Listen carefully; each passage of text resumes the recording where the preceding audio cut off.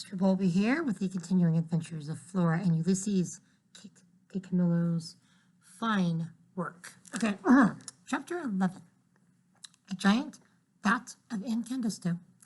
She put Ulysses down on her bed, and he looked even smaller sitting there in the bright overhead light. He also looked pretty bold. Good grief, said Flora. The squirrel certainly didn't look very heroic. But then neither did the nearsighted, unassuming janitor, Alfred T. Slipper. Ulysses looked up at Flora. Then he looked down at his tail. He seemed relieved to see it. He lowered his nose and sniffed along the length of it. I am hoping that you can understand me, said Flora. The squirrel raised his head. He stared at her. Wow, said Flora. Great. Okay. I can't understand you. And that's a small problem. But we'll figure out a way to communicate, okay? Nod at me if you understand what I'm saying, like this. Flora nodded, and Ulysses nodded back. Flora's heart leapt up high in her chest. I'm going to try and explain what happened to you, okay? Ulysses nodded his head very, very fast. And again, Flora's heart leapt up inside of her in a hopeful and extremely uncynical kind of way. She closed her eyes. Don't hope, she told her heart. Do not hope, instead observe. Do not hope, instead observe, was a piece of advice that appeared often in Terrible Things Can Happen to You. According to Terrible Things, hope sometimes got in the way of action. For instance, if you looked at your elderly Aunt Edith choking on a piece of steak from the all-you-can-eat buffet and told yourself, man, I sure hope she's not choking, you would waste several valuable life-saving Heimlich maneuver performing seconds. Do not hope, instead observe, were words that Flora, as a cynic, had found useful in the extreme. She repeated them to herself a lot. Okay, said Flora. She opened her eyes. She looked at the squirrel. What happened is that you got vacuumed. And because you got vacuumed, you might have, powers. Ulysses gave her a questioning look. Do you know what a superhero is? The squirrel continued to stare at her. Right, said Flora. Of course you don't. A superhero is someone with special powers, and he uses those powers to fight the forces of darkness and evil, like Alfred T. Slipper, who is also incandesto. Ulysses blinked several times in a nervous kind of way. Here we see all the comics laid out on the bed, with Flora showing Ulysses all about incandesto. Look, said Flora. She grabbed the illuminated adventures of the amazing incandesto off her desk. She pointed at Alfred in his janitor uniform. See, she said, this is Alfred, and he is an unassuming, nearsighted, stuttering janitor who works cleaning the multi-floor offices of the Paxtuaket Life Insurance Company. He lives a quiet life in a studio apartment with only his parakeet Dolores for company. Ulysses looked down at the picture of Alfred and then up at Flora. Okay, said Flora. So one day Alfred takes a tour of the incandesto cleaning solution factory, and he slips, Alfred T. Slipper, get it, into a gigantic vat of incandesto, and it changes him. And so now, when there is a great crisis, when malfeasance is apparent, Alfred turns himself into... Flora flipped through the pages of the comic and stopped at the panel that showed the glowing, powerful incandesto. Incandesto, she said. See? Alfred T. Slipper becomes a righteous pillar of light, so painfully bright that the most heinous villain trembles before him and confesses. Flora realizes that she was shouting in the tiniest bit. She looked down at Ulysses. His eyes were enormous in his small face. Flora tried to sound calm, reasonable. She lowered her voice. As incandesto, she said, Alfred sheds light into the darkest corners of the universe. He can fly. Also, he visits the elderly. And that's what a superhero is. And I think you might be one, too. At least, I think you have powers. So far, all we know about you is that you're really strong. Ulysses nodded. He puffed out his chest. Flora, her mother shouted, get down here. Dinner is ready. But what else can you do? Said Flora to the squirrel.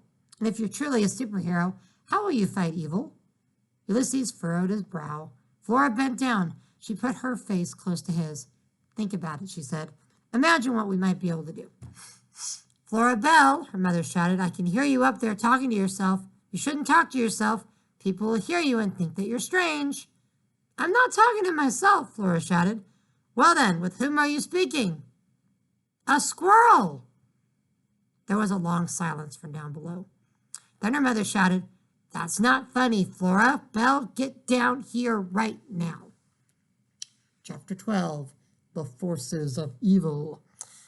When Flora came back upstairs after dinner, she found Ulysses curled up in a tight little ball, sleeping on her pillow. She put out her hand and touched his forehead with one finger. His eyes twitched, but they didn't open. She picked up the pillow and moved it carefully to the foot of the bed. She changed into her pajamas, lay down, and imagined the words, "A superhero squirrel," rested at her feet. And so she was not lonely at all. Emblazoned on the ceiling above her. "That's exactly right," she said. Before the divorce, before her father had moved out of the house and into an apartment, he had often sat beside her at night and read aloud to her from the illuminated adventures of the amazing Incandesto. It was his favorite comic. It always cheered him up to read about Alfred T. Slipper and Dolores. Her father did an excellent parakeet imitation. "Oli begumba," he would say in the voice of Dolores. "Only unanticipated occurrences."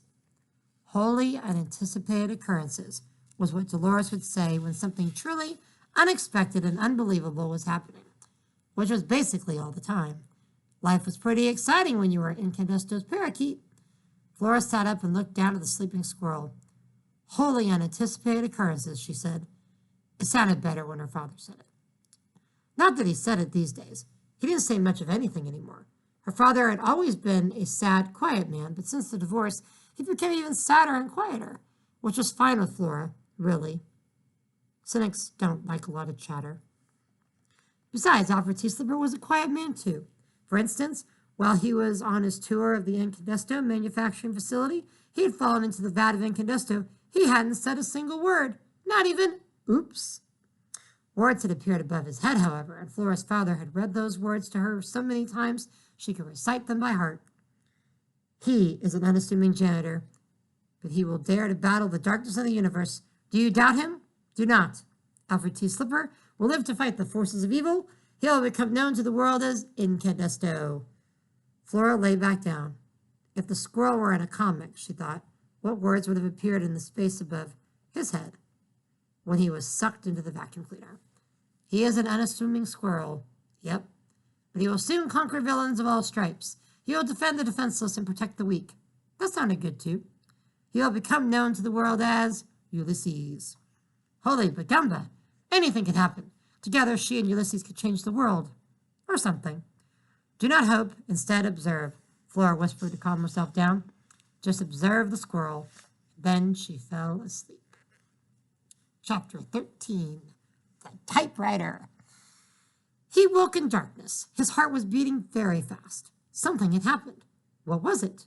He couldn't think. He was too hungry to think. He sat up and looked around the room. He was in bed, and Flora's feet were in his face. She was snoring. He could see the outline of her round head. He loved that head, but man, he was hungry. The door to the bedroom was open. Ulysses got off the pillow and went out of the room. He crept along the dark hallway. He went down the stairs and past the little shepherdess. The house was dark, and there was light on the kitchen. In the kitchen. The kitchen! That was exactly where he needed to be. He put his nose up. He sniffed. He smelled something cheesy and wonderful. He ran through the living room, and the dining room, and into the kitchen. He climbed up the counter, and there it was, a lone cheese puff, perched on the edge of the red Formica countertop. He ate it. It was delicious. Maybe there were more cheese puffs. He opened the cabinet, and yes, there was a big bag of with a beautiful word Cheeseomania written on the golden script on the front of it. He ate until the bag was empty, and then he burped softly, gratefully. He looked around the kitchen.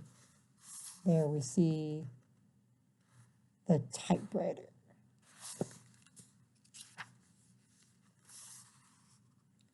In the darkened kitchen, the unassuming squirrel worked slowly. His whiskers trembled. His heart sang.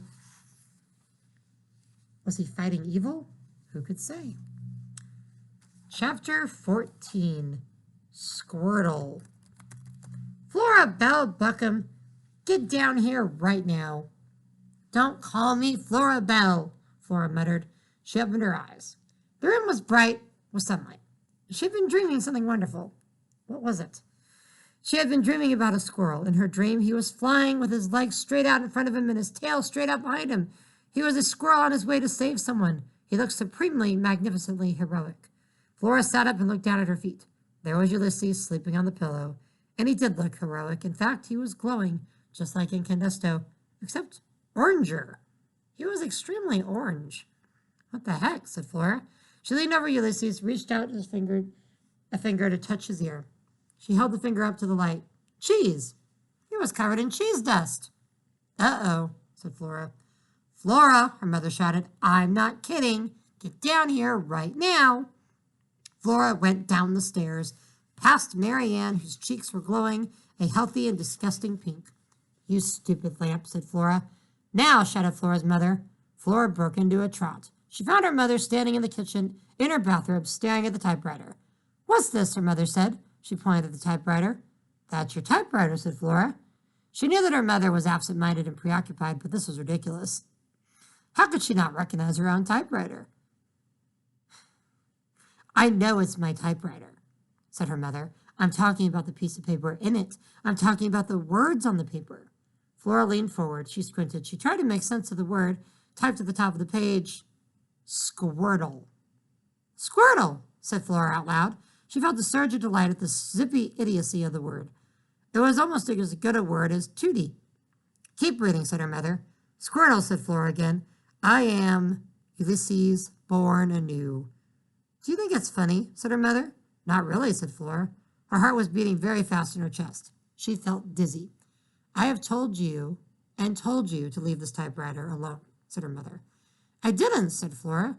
What's going on here is serious business, said her mother. I'm a professional writer, and I'm under a deadline for this novel. There's no time for hijinks. Plus, you ate the whole bag of cheese puffs. I did not, said Flora. Her mother pointed at the empty Cheesemania bag on the counter, then pointed to the typewriter.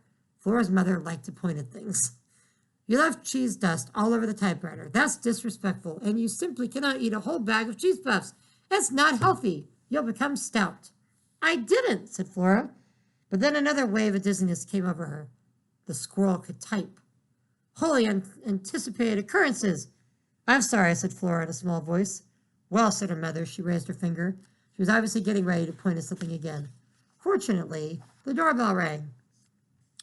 Chapter 15, The Electric Chair. To say that the Buckman doorbell rang would be inaccurate. Something had happened to the bell.